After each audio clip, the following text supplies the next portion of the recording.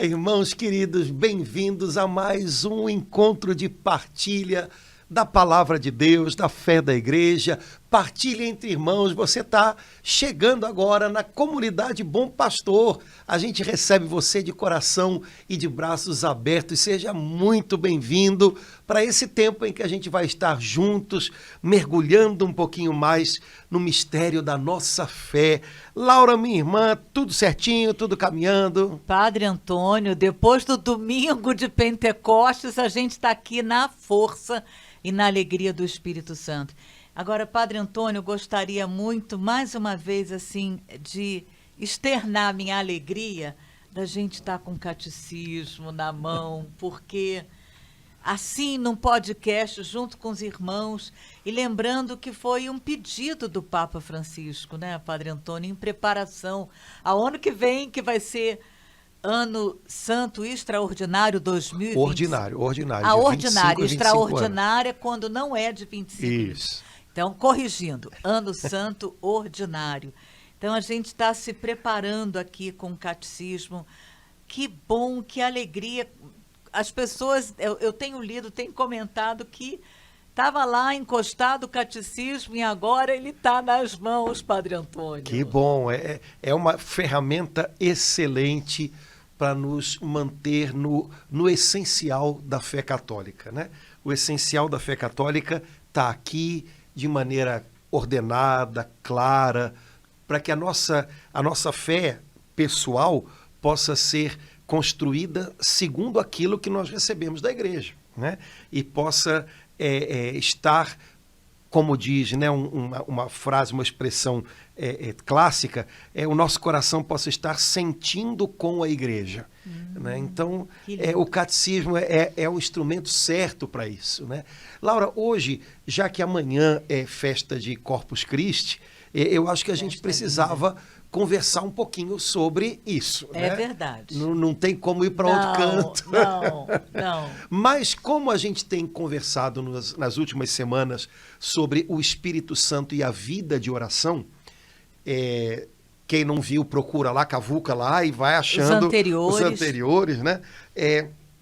Eu queria propor para você que a gente conversasse um pouquinho sobre uma forma particular de oração que Deus tem recordado, tem suscitado na igreja e que tem sido grande consolo e grande ajuda para o povo católico. Olha, a experiência que eu tenho pessoal e que eu posso compartilhar com você é que essa forma específica de oração, que é a adoração eucarística, ela tem uma capacidade, um talento muito especial de chegar fundo e envolver o coração das pessoas. Vou dar um exemplo, né? Lá na nossa paróquia a gente tem, na última quinta-feira de cada mês, uma adoração que é feita pelos jovens e preparada para os jovens. E como os jovens gostam e como eles vivem aquele momento e como para eles é importante, eles esperam por aquele momento. E quando eu vou por algumas comunidades, por algumas paróquias, eu percebo que quando a gente convida as pessoas para a adoração eucarística, parece que o povo vai. Que né? coisa linda, hein? Me parece que existe uma atração do Espírito Santo aos corações quando o assunto é adorar. Afinal de contas, o coração da gente foi feito para isso, né? Para adorar. E quando a gente pode vivenciar esse movimento, esse sopro de oração, que é a adoração diante de Jesus eucarístico, né? Adorando a presença real de Jesus na Eucaristia, eu acho que, sabe... Há uma resposta de atração, né? Exato. É uma coisa que eu tenho percebido. Isso não acontece só no Brasil, né? Eu converso com um padre brasileiro que está estudando na Espanha e ele diz isso, né? Quando começa-se, por exemplo, se abre uma igreja para adoração perpétua. Logo, e olha que a Espanha não está num momento assim muito favorável à fé, né? Mas logo se juntam as pessoas para manter aquela adoração. Ou quando se convida os jovens para adoração, é a mesma coisa. Padre Antônio, ainda tem uma adoraçãozinha? Tem para as crianças, tem. Na primeira quinta-feira de cada mês. E eu achei engraçado há uns 2 meses atrás, uma menininha foi nova, né, na adoraçãozinha, e aí a mãe depois mandou O nome é esse mesmo, Adoraçãozinha. Porque é para as crianças de 5 até 10, 12 anos, né? E a mãe depois mandou uma mensagem para a catequista, né? Olha, na hora que eu fui pegar minha filha na capela, né, para levar ela de volta para casa, ela tinha ido a primeira vez, então eu perguntei para ela, minha filha, você gostou? Ela, gostei, mamãe, entendi tudo. Aí ela foi perguntando para a mãe, lindo. Mamãe, agora vai fechar a igreja agora? Aí a mãe, agora vai fechar a igreja. E ele vai ficar sozinho. Ai, que E coisa a mãe, linda. minha filha, mas você vai voltar no mês que vem, então você conversa com ele de novo. Mas ele vai ficar sozinho. Ai, que coisa linda, Padre Quer Antônio. dizer, Ele vai ficar sozinho. De alguma maneira o coraçãozinho da criança entende, né, Ai. que ele não pode ficar sozinho. Né? E se a gente não pode estar na igreja todo o tempo adorando a ele na Eucaristia, não é possível fazer isso, né? Mas a gente pode adorá-lo no nosso coração, porque a gente leva ele com a gente, né? A gente pode adorá-lo ao longo do dia de tantas maneiras, ou então fazendo algo que são práticas piedosas, antigas, mas que o fato de serem antigas não significa que elas são antiquadas. Existe uma diferença entre uma coisa e outra, né?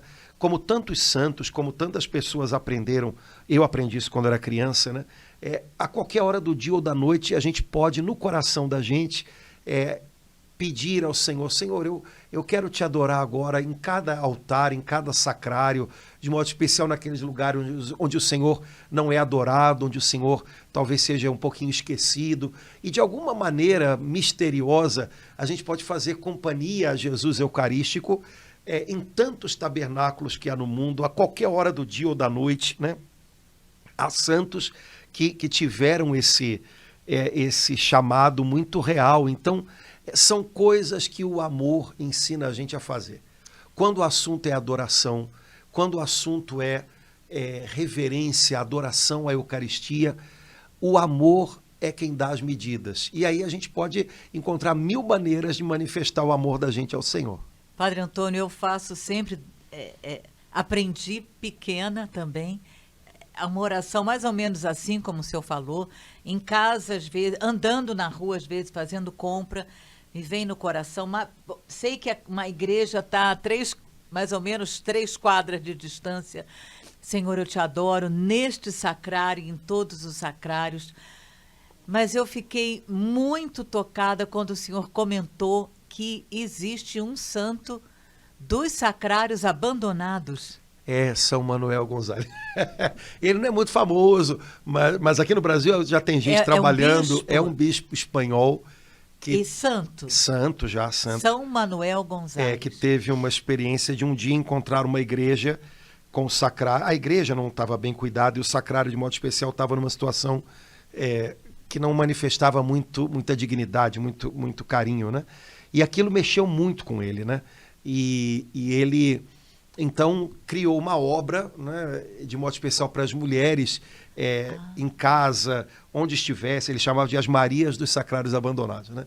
E que pudessem, no que estivessem fazendo, ou então aquelas que estavam doentes, aquelas que estavam cuidando dos filhos em casa, pudessem, no coração, oferecer aquilo tudo como uma forma de fazer companhia a Jesus, que no escondimento do dia a dia também, nos nossos sacrários, está nos amando, intercedendo por nós, trabalhando por nós, sem ser notado, né? Uma beata, acho que você conhece, já ouviu falar bem, Beata Alexandrina, uma beata portuguesa, que passou anos numa cama, né, sem poder se levantar. Ela era Maria do Sacrário Abandonado, né? Ela era uma dessas mulheres que, no escondimento da casa dela, vivia em união com Jesus, que na Eucaristia, silencioso, mas intensamente, realmente presente, se oferece ao Pai por nós, vela por nós, intercede por nós, né? Seria bom que a gente lembrasse disso, né? Que a igreja crê que a presença de Jesus na Eucaristia é real, como é no céu, né? Então, na terra, de maneira sacramental, né, debaixo das aparências do pão, né, consagrado, Jesus está intercedendo por nós, está unido a nós, está diante do Pai, trabalhando por nós. Do mesmo jeito como né? está à direita do Pai no céu. Então, lembrar disso, eu acho que faz a gente entender que a nossa terra é habitada por algo tão lindo e tão tremendo, né? Quando a gente às vezes vê, olhando para um lado, olhando para o outro, vê tanta devastação, tanta tristeza, tanta coisa ruim, né?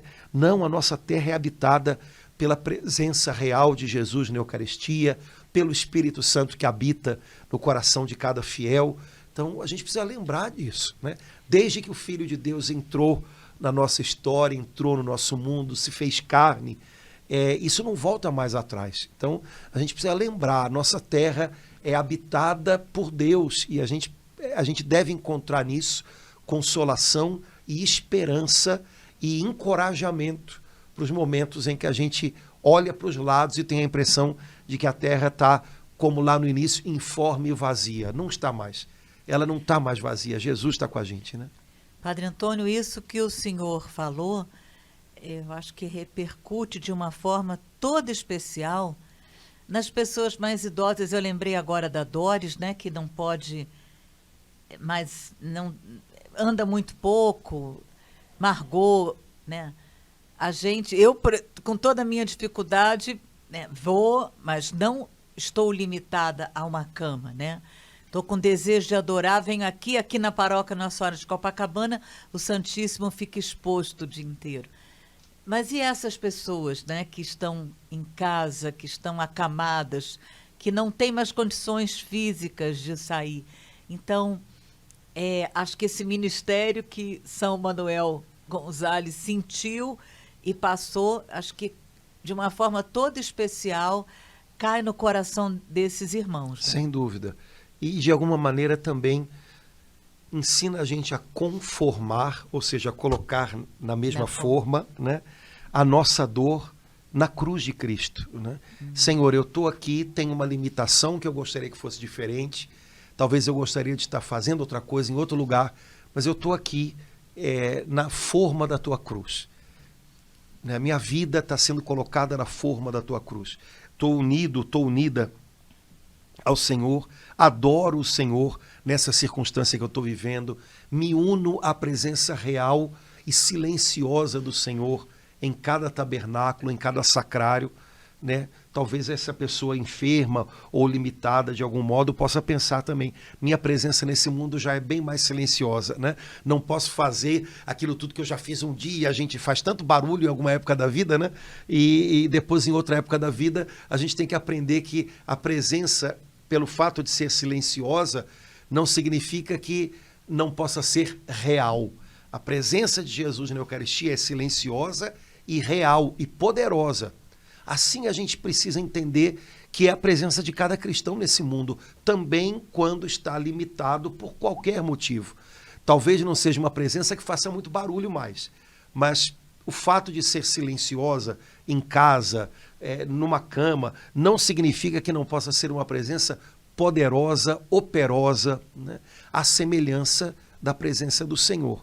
Aos olhos de Deus, os critérios são muito diferentes. A gente se engana muito quando a gente quer medir as coisas pelos critérios que o homem vê, né? Então, unir-se ao coração eucarístico de Jesus, que se dá no silêncio, que intercede no silêncio, que é realmente presente de uma maneira tão humilde, mas presente, majestoso. Esse é o segredo, né? Talvez seja um segredo que ensinaria muito a gente a viver as coisas da vida mais do jeito de Deus. E menos do jeito Instagram. É tudo uma bagunça, mas enfim, né? Enfim, vivendo e aprendendo, né?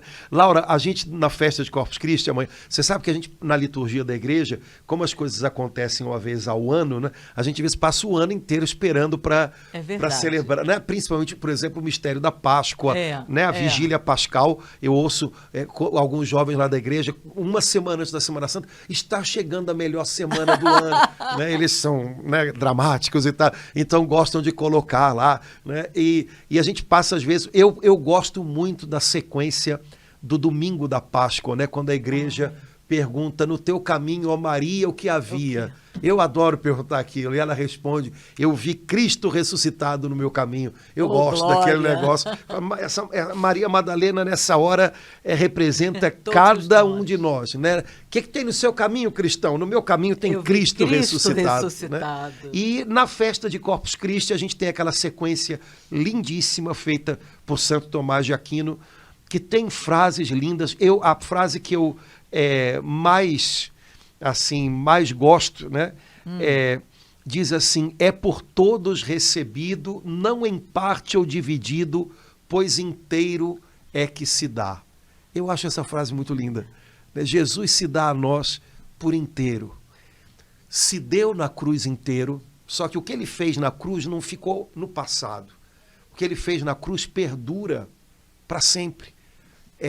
O que Jesus fez na cruz, no mistério da sua Páscoa, inaugurou o novo dia da criação. É o hoje no qual a gente vive. Então, no relógio de Deus, a gente tem que acertar o nosso para a gente viver nesse hoje. Por isso, esse mesmo Jesus na cruz e agora, cada vez que nós celebramos a cruz na Eucaristia, inteiro se dá. Quando você recebe o Senhor na Eucaristia, você o recebe inteiro. Ele não se dá em parte ou dividido. A gente é que faz isso, né? A gente se dá em parte, a gente se dá dividido, a gente dá um pedaço, mas não dá outro. A gente dá uma coisa, mas não dá outra. Mas Jesus não. Ai, Padre Antônio, lê de novo esse pedacinho, muito lindo. É por todos recebido, não em parte ou dividido, pois inteiro é que se dá. Na estrofe anterior, alimento verdadeiro, permanece o Cristo inteiro, quer no vinho, quer no pão. Essa palavra inteiro, ela aparece mais vezes, como que mostrando, olha, quando você o recebe inteiro. Como a igreja gosta de dizer, e a gente aprende desde criança, né? Como é que a gente pode esquecer isso ou desacreditar disso, né? Corpo e sangue, alma e divindade. Cristo inteiro é corpo e sangue. Corpo e sangue porque é o Cristo que se dá, então o corpo e o sangue foram separados na cruz, mas é o Cristo ressuscitado que se dá, cujo corpo e sangue foram novamente unidos na ressurreição, né? Então toda a sua corporalidade, né? O Filho de Deus quis viver em natureza humana, portanto de maneira humana, com um corpo humano que não lhe foi tirado com a ressurreição, pelo contrário, né? E que foi assumido na glória eterna da Trindade na ascensão. Então, corporalidade, corpo e sangue significa o quê? O toque de Jesus, o ouvir de Jesus, o bater do coração de Jesus, o abraço de Jesus, o caminhar ao lado, corpo e sangue, alma, a alma de Jesus. A alma é o que eu penso, o que eu sonho, o que eu quero. Você recebe a alma de Jesus e a sua divindade, porque ele é pessoa divina. Então o seu poder, a sua santidade, a sua majestade, a sua glória, Cristo inteiro, a gente recebe na Eucaristia.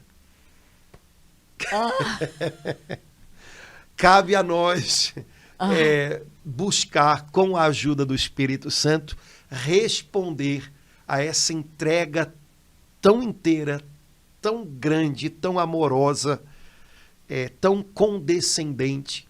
Essa palavrinha condescendência, que na nossa língua não é muito usada, mas significa, condescender significa abaixar-se para chegar no outro. Então, quando Jesus se dá a nós na comunhão, ele se abaixa para estar com a gente, né? Cabe a nós agora, com a ajuda do Espírito Santo, responder a isso da melhor maneira, né? Da melhor maneira, crescendo em amor. E por isso que alguns santos na Eucaristia, na missa, ao tomar a comunhão, perdiam a hora, né? Ficavam... Lembrei agora de São Isso- Domingo Sávio, que ficava horas, ele esquecia de comer, de jogar futebol, ficava ali. Isso deveria ser. É claro que a gente tem que, né? Sim, sim. Mas se você é levado por uma atenção, por um foco bem claro, a gente é quem curta demais, às vezes, a nossa ação de graças, né? O estar com ele. A gente podia aprender a curtir mais isso, né? Mas, de fato, é porque talvez nos falte um pouquinho mais de amor ou de atenção. Atenção. Né? Alguns autores, alguns teólogos que falam da Eucaristia, há uma expressão interessante, né? Que alguns usam, tem um de modo especial, que é um liturgista conhecido, que usa a expressão admiração eucarística. Ah, que coisa linda, Padre Né? Antônio. Deveria nos deixar admirados, né? É como você olhar um horizonte lindo de pôr do sol, ou então você subir no alto de um monte, de uma montanha, e ver um horizonte daquele, sabe, assim, que te atrai, te puxa, o coração se admira de tanta grandeza. Deveria ser um pouquinho isso, o nosso estar diante da Eucaristia, em adoração, ou com o Senhor em comunhão, né? Mas parece que a nossa capacidade de nos admirarmos, ela pode se estreitar muito, né? Se a nossa vida diária, se a gente permite, ela pode estreitar um pouquinho a nossa capacidade de admiração, né? Eu conversava uma vez com uma pessoa que foi morar na Itália e que morava aqui no Rio de Janeiro, em Ipanema, né? E ela, muito feliz morando lá e tal, mas ela falava uma vez, pois é, padre, eu morava em Ipanema, ela era do interior de Minas, veio para o Rio de Janeiro, foi morar em Ipanema e dizia, eu morava em Ipanema, hoje eu penso, eu podia ir trabalhar a pé. Se eu saísse da minha rua e fosse mais em direção à praia, e fosse pela praia, eu ia ver todo dia de manhã aquele mar lindo, aquele céu bonito, aquele dia começando. Não, eu ia por dentro do bairro, no meio dos carros, olhando para o chão, e chegava às vezes no trabalho já irritada, quando as coisas não iam do jeito que eu queria, voltava para casa pelo mesmo caminho, e ela falava disso com pesar. Pois é, eu agora estou aqui na Itália, tem muita coisa bonita aqui para ver, mas eu não tenho mais a praia de Ipanema. Eu falei, com certeza. Mas, de fato, a gente pode acabar embrutecendo o coração da gente se a gente perde a capacidade de se admirar. Então, uma coisa ajuda a outra. Se eu me aproximo de Jesus Eucarístico e me admiro com esse horizonte de divindade que se abre diante de mim quando eu olho para ele, quando eu volto para a correria do dia a dia, eu talvez vá voltar com um olhar mais limpo. Por outro lado, se ao longo do dia eu consigo cultivar um olhar de admiração, um olhar de criança, quando eu me aproximo do Senhor, eu vou estar com esse olhar treinado. E quem sabe eu vou ser capaz de me encantar de novo mais com Ele, né? Então, uma coisa ajuda na outra, né? Mas jamais perder esse encantamento por Jesus Eucarístico, que eu acho que é capaz de dobrar o coração da gente nos momentos em que a gente se sente mais durão, né? E a adoração eucarística, como a gente estava falando no começo, é uma grande oportunidade para isso, né? De estar com o Senhor, contemplá-lo numa humildade tão grande, né? Há um santo que fala tem uma meditação sobre a Via Sacra, né? E na Via Sacra se fala das 3 quedas de Jesus, né? Jesus cai a primeira vez, assim, e esse santo diz, olha, Jesus não fez e não faz outra coisa senão abaixar-se para estar conosco. Então esse santo dizia, para mim, a primeira queda lembra o mistério da encarnação, e o Verbo de Deus se fez homem. A segunda queda me lembra a cruz, né? Se fez obediente até a morte, e morte humilhante na cruz. E a terceira queda me lembra Jesus que se dá a nós na Eucaristia. Isto é o meu corpo, isto sou eu. Jesus fala de si mesmo usando um pronome que tem a ver com um objeto. Coisas. Isto, isso que você tem nas mãos sou eu. Sou eu. Então esse santo falava que ele tinha a impressão de que cada queda da Via Sacra lembrava a ele o quanto Jesus se abaixou para estar com a gente. E continua assim, né? Muito lindo, muito lindo. Isso é tão bonito, Padre Antônio. Algumas paróquias, graças a Deus, têm. Aqui em Copacabana é o dia inteiro. A São Paulo Apóstolo, um pouco mais adiante, é toda quinta-feira. O senhor disse que na sua é uma vez por semana, né? Tem vários horários diferentes lá tem que tirar o pessoal da igreja, senão não, entendeu? Senão ele não sai, então... Nossa, Padre Antônio! Uau! O pessoal lá, qualquer dia eu vou construir um albergue da juventude lá, entendeu? Então, eu acho que está crescendo a percepção de que né, a adoração faz diferença na vida das nossas comunidades. E agora, lembrando isso, né, os momentos de adoração que a gente tem com o povo reunido são importantes, a gente deve ter muitos. Os momentos em que cada um pode estar com o Senhor também, no silêncio do coração, e cada um talvez tentar, como é que a gente pode dizer, se acostumar com isso, né? É claro que quando você começa, eu quero fazer 15 minutos de adoração, se você tem a chance de passar numa igreja todos os dias, por exemplo, ok. Quando você começa fazendo isso sozinho, silenciosamente, pode ser que esses 15 minutos demorem para passar. Uhum. Mas se você luta para ser fiel, daqui a pouco os 15 minutos viram 20, viram 25. É como se, de repente, a gente descobrisse que entrar na presença de Jesus Eucarístico serena a gente, sabe? E como a gente está num mundo em que a gente precisa de mais de serenidade, e não se encontra isso em muitos lugares, né? Na farmácia não tem, né? Encontrar essa fonte de serenidade, que é a adoração, para muitas pessoas é um achado. Então, acho que esse momento do estar em silêncio, a sós com o Senhor, ele também é uma prática que a gente deveria, não só aqueles momentos de adoração em que está todo mundo junto, porque aí a tendência da gente, é óbvio, que se é uma oração comunitária, é cantar, é falar, né? Não falar, mas é alguém rezar e todo mundo rezar junto. Quando você está no silêncio... Adoração, né? Silenciosa. Aí a coisa é um pouquinho diferente.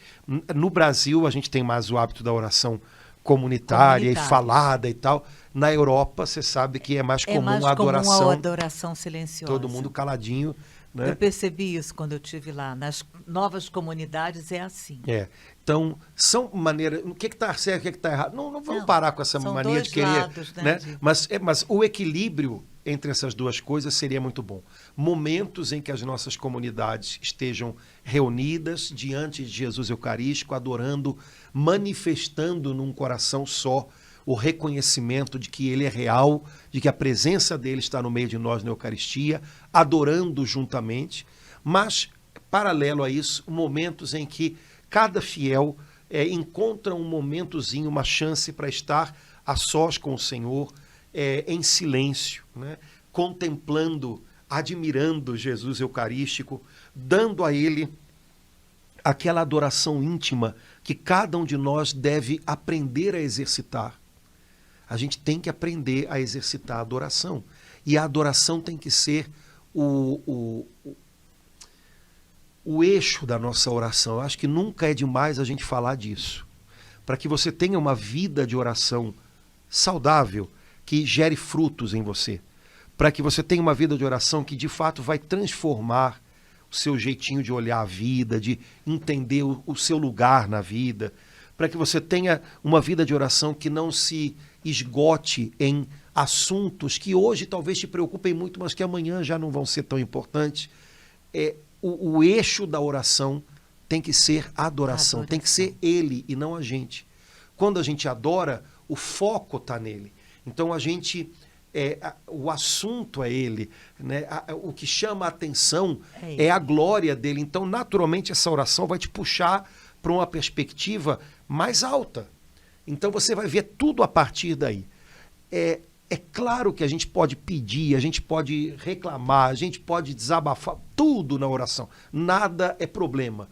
Mas o que dá o eixo para que até todo o resto possa ser feito na medida certa é a adoração. É o contemplar o Senhor e reconhecer quem Ele é. A beleza dEle, a santidade dEle, a pureza dEle, a grandeza dEle, a humildade dEle. Ele. E, Padre Antônio, enquanto o senhor falava, eu pude entender, em alguns de nós, católicos, uma concepção errada. Quando a gente está enfrentando um momento muito difícil, um momento de combate, de luta, optar por outras formas de oração, quando, na verdade, a melhor forma que a gente tem para enfrentar momentos duros, de dificuldade grande e intensa, de luta, de combate, é como a gente aprende, né? Como a gente às vezes esquece, na adoração. Né? Sim. Toda pessoa que tem um chamado à intercessão, ou seja, rezar por outros, sabe que em alguns momentos, quando a gente às vezes não sabe nem o que pedir ou o que falar, o Espírito Santo impulsiona a gente a adorar a Deus no meio daquela situação, por exemplo, pela qual a gente está intercedendo.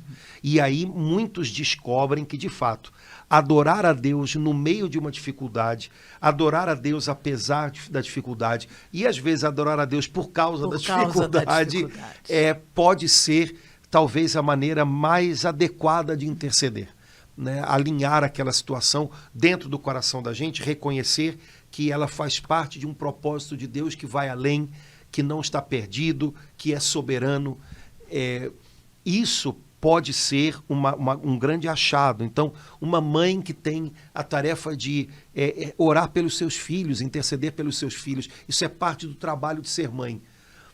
Uma mãe, antes de começar a pedir, Senhor, esse menino está me dando muito trabalho, eu não sei mais o que fazer com ele, tem misericórdia, protege. Antes disso, Senhor, eu te bendigo pela vida do meu filho, pela alma imortal que o Senhor soprou um dia no meu ventre quando ele foi concebido. O Senhor o fez para ti, o Senhor o fez para a sua glória, e eu adoro o Senhor com gratidão e com admiração por essa obra que aconteceu no meu ventre, mas que é obra gloriosa do Senhor.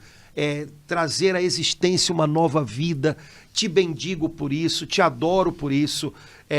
E aí você vai ver que depois, na hora de pedir, a coisa já alinha diferente.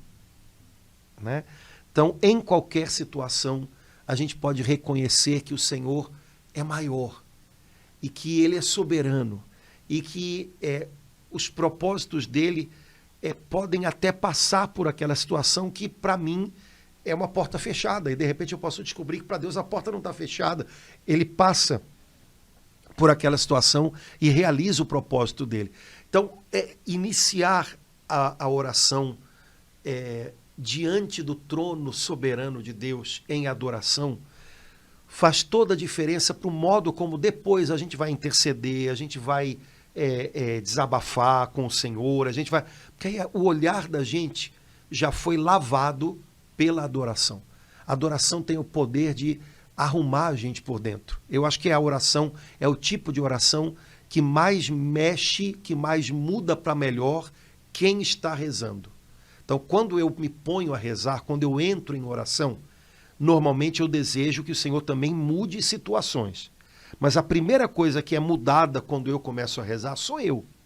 E a melhor forma de oração para me mudar, eu creio, que é adorar a Deus, é reconhecer o lugar dele. E aí, quando eu reconheço o lugar dele, eu vou para o meu cantinho também. E aí eu descubro que no meu cantinho as coisas podem caminhar bem.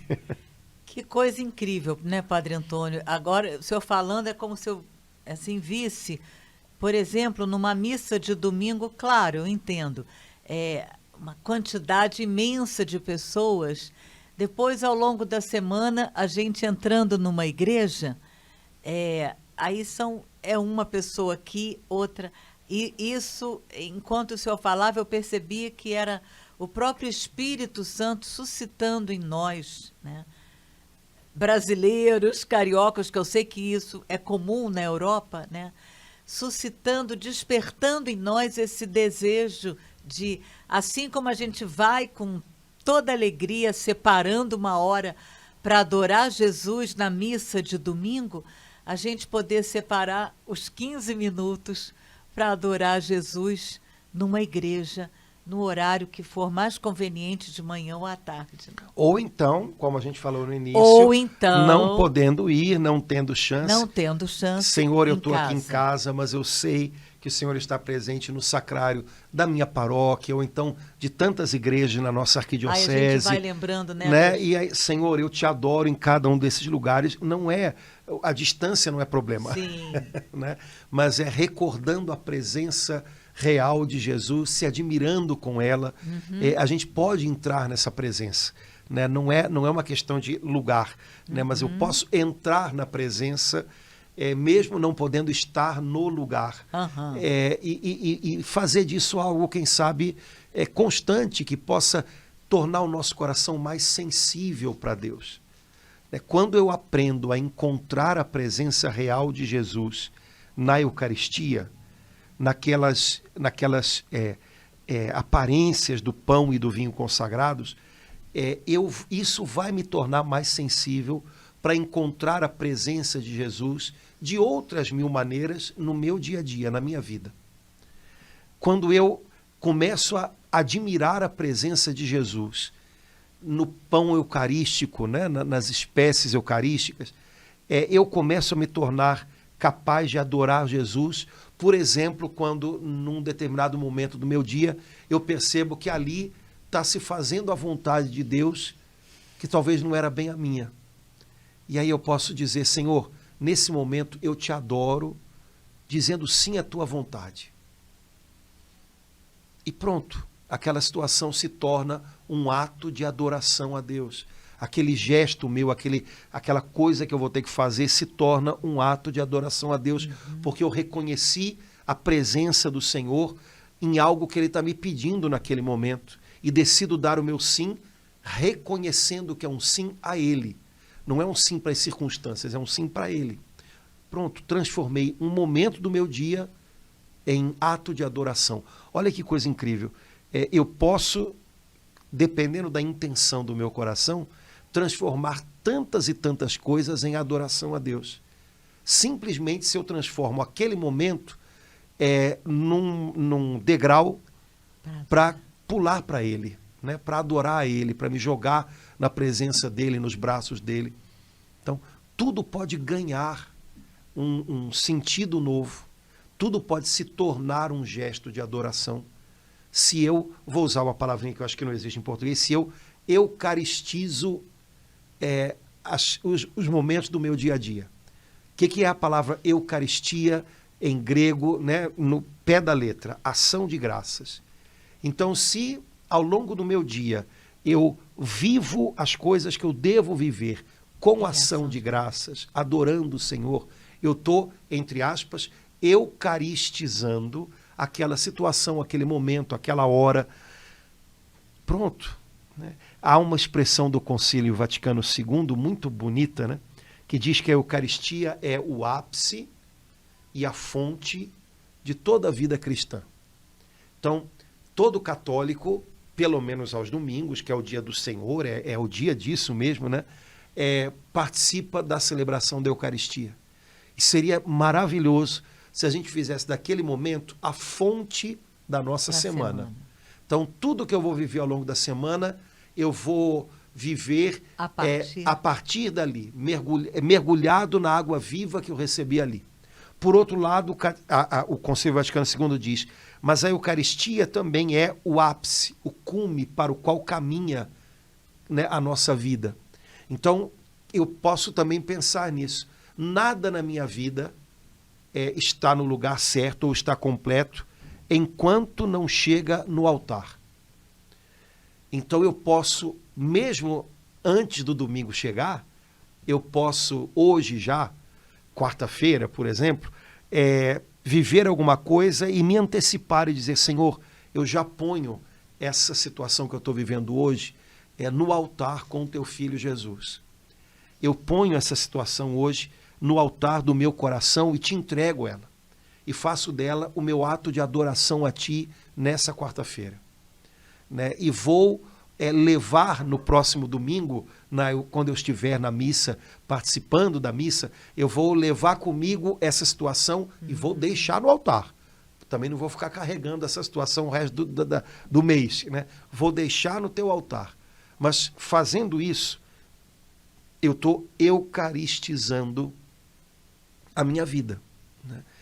Me parece que quando Jesus instituiu a Eucaristia, ele desejava isso também, né? Que tudo em nós pudesse se unir a tudo nele. Já que ele se dá inteiro a nós, ele também gostaria que tudo que é nosso acabasse se unindo com o tudo que é dele. E tudo se transforme numa oferta agradável ao Pai Celestial. Né? Quando uma vida se transforma em oferta, pronto. Essa vida está sendo bem vivida. Né? O reino de Deus está acontecendo aí. Né? Então, acho que ele desejava isso também. A gente poder fazer isso é uma grande graça. Dá tempo da gente ler um parágrafo? Dá. É o 1380, né, que o senhor separou. Pois é. Tem uma citação do Papa São João Paulo II nesse parágrafo, né? Eu acho que essa citação ela vale a pena, né? Tá logo embaixo, no parágrafo 1380, aí embaixo diz: a igreja e o mundo precisam muito do culto eucarístico. Lembrando São João Paulo II. Continuando. Jesus nos espera neste sacramento do amor. Não regateemos o tempo para ir encontrá-lo na adoração, na contemplação cheia de fé e aberta a reparar as faltas graves e os delitos do mundo. Que a nossa adoração nunca cesse. Nossa, Padre Antônio, então aqui, além de tudo aquilo que a gente já conversou, o Papa São João Paulo II ainda acrescenta, o senhor chegou a abordar isso, né?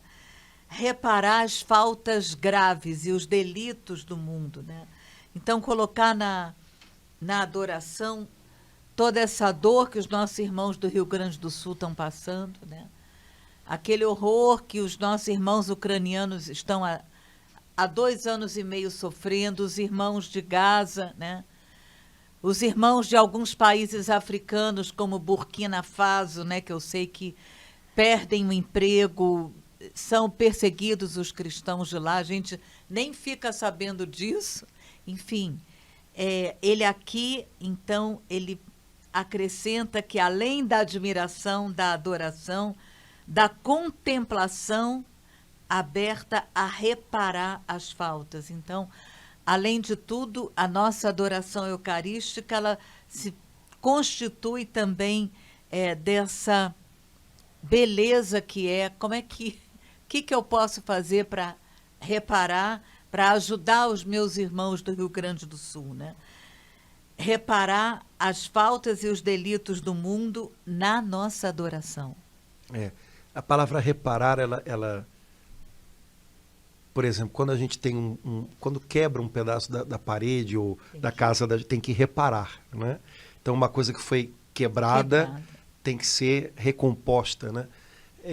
Diante de Jesus Eucarístico, o nosso mundo ele tem muitos vazios de amor, muitos buracos de amor, muita falta de amor, falta de reconhecimento, falta de gratidão a Deus, falta de adoração, falta desse reconhecimento de que Deus é bom, né? De que Deus merece, Ele é digno e de que nós fomos feitos para Ele, né?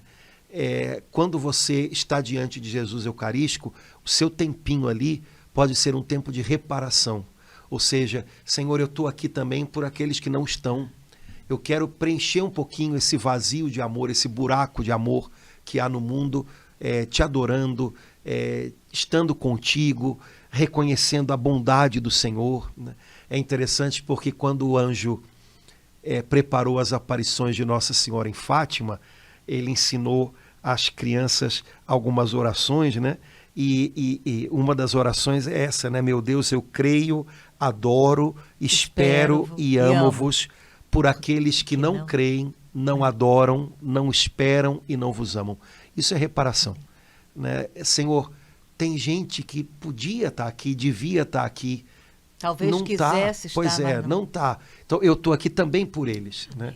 A irmã Lúcia dizia que ela gostava muito dessa oração, porque numa oração só, o anjo ensinou a gente a unir o amor a Deus e aos irmãos. Senhor, eu creio, adoro, espero e amo-vos. Também por aqueles que não creem, não adoram. Eu estou aqui por eles. Eu estou aqui para, quando o Senhor olhar para mim, de alguma maneira o Senhor ver preenchido com esse meu humilde amor, o amor que talvez alguns ainda não saibam te dar porque não conhecem. Então, isso é um pouquinho reparar, né? Agora, queria chamar a atenção, Laura, para essa frase última do Papa, né? Que a nossa adoração nunca cesse. Se você entende, clamor. Pois é, se você entende a nossa adoração como a adoração desse nós que é a igreja, de fato ela nunca deve cessar e de fato nunca cessa, porque a igreja, que é o corpo vivo de Cristo na terra, está constantemente adorando a Cristo e adorando com Cristo o Pai, na celebração da Eucaristia, na celebração da liturgia, na adoração eucarística. Agora, se você entende esse nossa como a minha e a sua adoração, a gente poderia pensar, poxa vida, mas como é que a minha adoração nunca vai cessar? Bom, tem um detalhe, agora eu estou lembrando de uma coisa aí que eu acho que quando Jesus, no Evangelho de São João, conversa com a samaritana na beira do poço, acho que todo mundo lembra um pouquinho dessa passagem, né?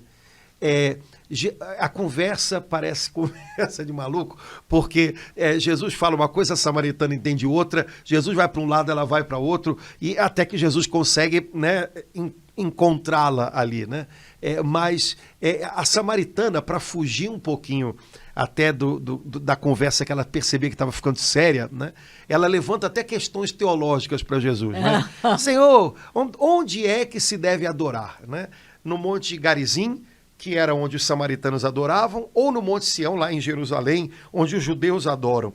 Qual é o lugar certo para fazer adoração? E aí Jesus responde uma coisa interessante. O foco, o miolo da questão da mulher estava no onde se faz ou se deve fazer adoração. E aí a pergunta dela é ou no lugar ou no outro, né? Qual dos lugares é o mais certo? E a resposta de Jesus é: o Pai procura adoradores. Não é só a questão do onde adorar, nem da quantidade de tempo com a qual a gente faz um tipo específico de oração que a gente chama de adoração. Jesus diz que o Pai procura adoradores.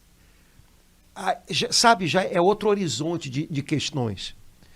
Quando o Espírito Santo vem, o Espírito Santo faz de nós novas criaturas. E uma das características de uma nova criatura é que é uma criatura adoradora. Porque quando nós fomos criados, né, lá na origem de tudo, na nossa criação, quando nós fomos moldados pelas mãos de Deus e Ele soprou em nós o seu fôlego de vida, Ele nos moldou, Ele nos fez adoradores. A Bíblia diz que todos os dias o Senhor vinha se entreter com o homem ao final do dia. Isso é adoração. Mas Deus nos fez adoradores, ou seja, pessoas sensíveis a Ele, capazes de perceber que Ele se aproximava, capazes de perceber que Ele queria conversar.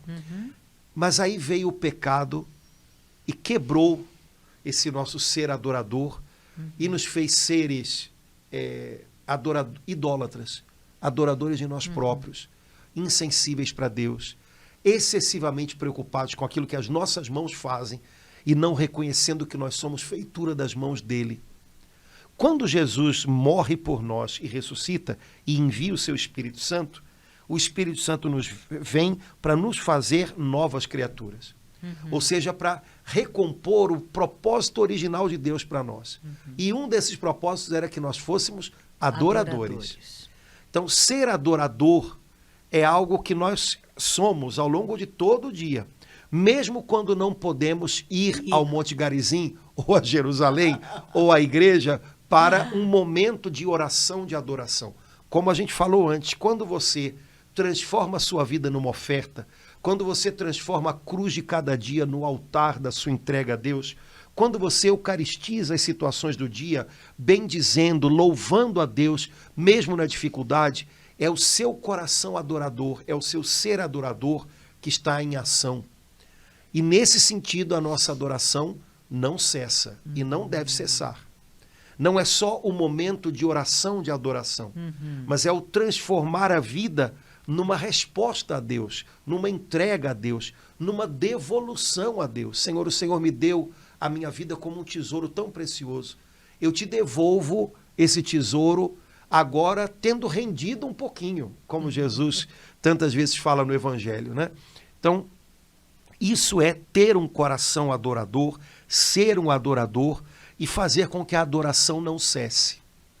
Mesmo que a oração de adoração, ou no caso do que a gente está falando hoje, a adoração eucarística, se limite a um tempinho que a gente pode tirar no dia, a adoração não cessa quando eu, nova criatura, dou vazão a esse ser adorador que o Espírito Santo faz da gente quando nós o recebemos e nos tornamos novas criaturas em Jesus. Olha que coisa legal. Que coisa, né? Linda, Padre O Espírito Antônio. Santo nos faz adoradores, o Espírito Santo nos faz perdoadores.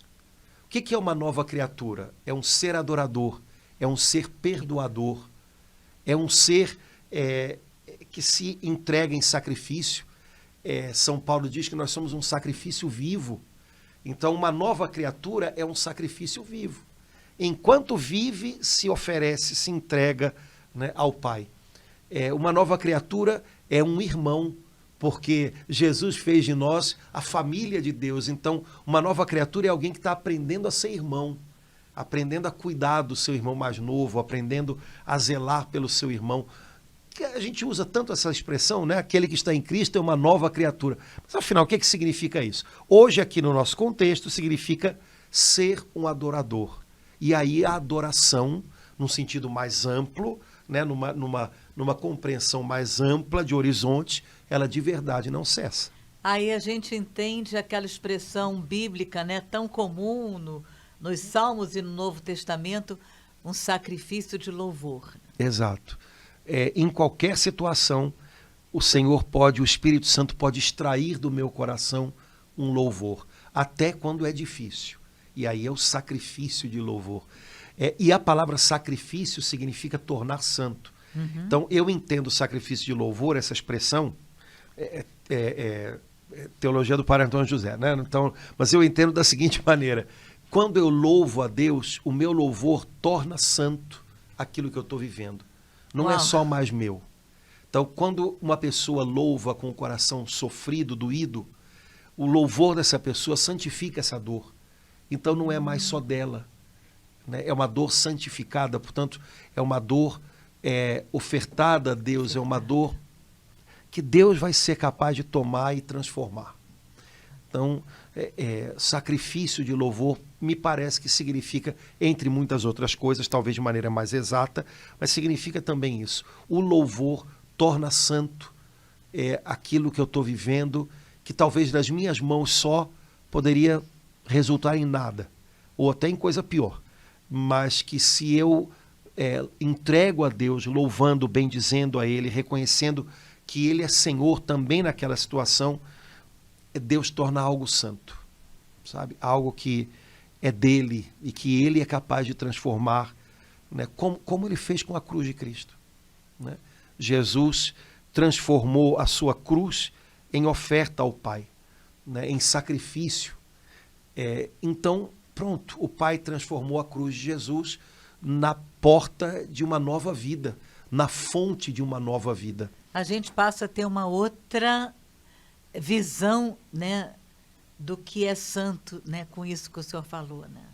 É alguma coisa que é tomada por Deus. E se Deus toma algo, não é para perder aquilo, é para que aquilo se transforme em fonte de novas bênçãos. Então, o meu louvor pode transformar, pode santificar a minha cruz de cada dia. se eu faço isso, quem sabe eu estou descobrindo uma boa maneira de abraçar e carregar a cruz melhor do que eu estava fazendo antes, né? Laura, queria só lembrar aqui no comecinho da sequência da festa de Corpus Christi, né? O convite que Santo Tomás de Aquino, na verdade, deu voz ao coração da igreja. Então aqui é a igreja inteira dizendo para nós. Diz assim, terra exulta de alegria, louva teu pastor e guia, com teus hinos tua voz. Tanto possas, tanto ouses, em louvá-lo não repouses, sempre excede o teu louvor. Sempre excede o teu louvor. Eu acho que é um bom convite na véspera de Corpus Christi, né? Sempre excede o teu louvor. Senhor, que amanhã eu te louve mais do que eu pude louvar hoje. Eu quero exceder o louvor. Exceder né? o louvor. Eu quero ir além. Eu quero que o meu louvor vá além de algumas fronteiras que eu me impus no dia de hoje.